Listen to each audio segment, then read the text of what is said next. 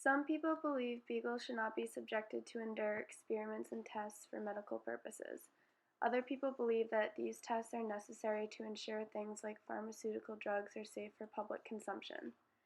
Beagles are the most common dog breed used for medical testing because they are docile, friendly, and forgiving, says Shannon Keith, founder of the Beagle Freedom Project.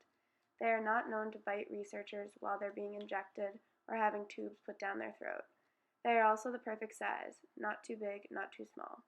Dogs' status as man's best friend offers them no protection from being locked in lonely cages and forced to endure excruciating experiments. More than 61,000 dogs are experimented on in U.S. laboratories every year.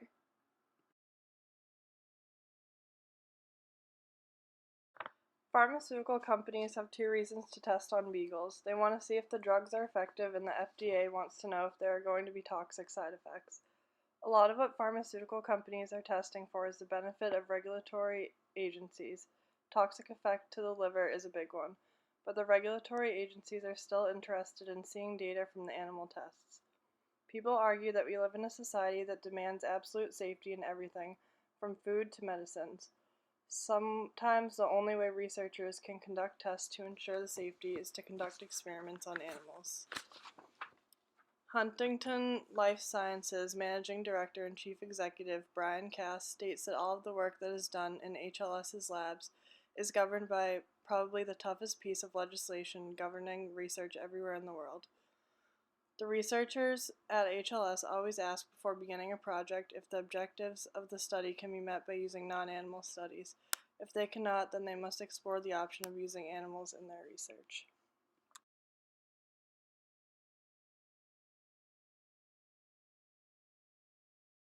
Dogs, specifically beagles, are favored in toxicology studies. In these studies, large doses of a test substance are force-fed to the beagles and injected into their bodies. This slowly poisons them. What goes on in labs is rarely made public. Beagles who spend years in cages undergoing tests can have serious problems. Their teeth can fall out and extractions have to be done due to the poor quality of food.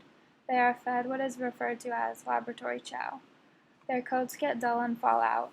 Ear infections are common, and the pads of their paws are usually inflamed from standing on wire cages all the time. 80% of beagles used in medical testing have their vocal cords cut because the lab techs don't want to hear the crying and howling. PETA says most dogs end up euthanized, and it's rare for beagles bred for a life in the lab to end up as pets in homes. If they do get adopted, they have difficulty adjusting to life outside the lab. It is not uncommon for rescued beagles to pace in circles or even have seizures.